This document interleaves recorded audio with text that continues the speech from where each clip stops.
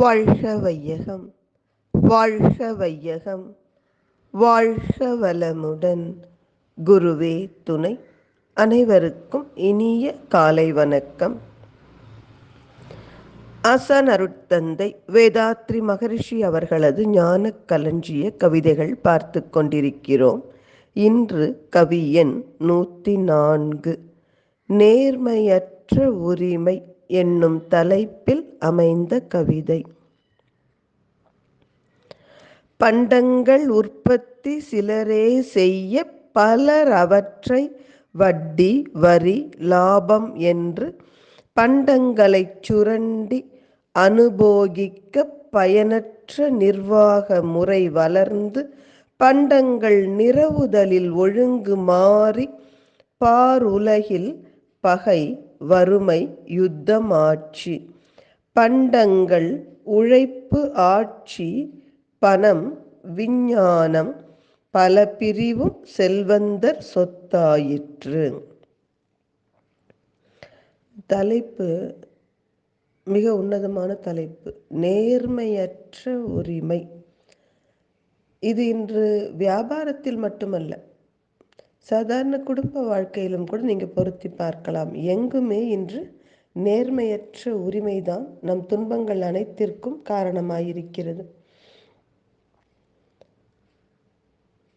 பொருட்களை உற்பத்தி செய்கிறவர்களுக்கு அதன் விற்பனை விலையை நிர்ணயிக்கும் உரிமை இருக்கணும். ஆனால் இன்று அப்படி அல்ல. பொருட்களை உற்பத்தி செய்கிறவர்கள் ஒரு பக்கம், ஆனால் வியாபாரிகள் தான் என்ன பண்ணுறாங்க, அந்த பொருட்களுக்கு விலை நிர்ணயிப்பது அல்லது நிலம் வச்சுருக்கவங்க அதை குத்தகைக்கு விடுறது. ஏதோ ஒரு வகையில் பொருட்கள் உற்பத்தி செய்பவர்களுக்கு நல்ல முறையில் பணம் சேராமல் வட்டி என்கிற பெயரால் அல்லது வரி லாபம் என்று பொருட்கள் உற்பத்தி செய்பவர்களை சுரண்டுவதற்கு அனுமதி தருகிற, இடம் அளிக்கிற ஒரு பயனற்ற நிர்வாக முறை வளர்ந்து விட்டது. அதன் காரணமாக இந்த பொருட்கள் சமமாக அனைவருக்கும் நிரவி வருவதற்கு பதிலாக ஏற்றத்தாழ்வு, அதன் விளைவாக உலகில் மனிதருக்கு மனிதர் பகை வறுமை யுத்தம் என்பவை எல்லாம் வந்தது. அதைவிட கொடுமை, இந்த பொருட்களை உற்பத்தி செய்கிறவர்களை ஆட்சி செய்கின்ற அந்த அதிகாரம்,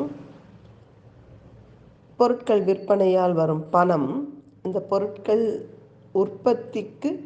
உற்பத்தியை அதிகரிக்க வழிவகுக்கும் விஞ்ஞானம், இப்படி அனைத்து பிரிவுகளும் செல்வந்தர் வசம் சிக்கிக்கொண்டது.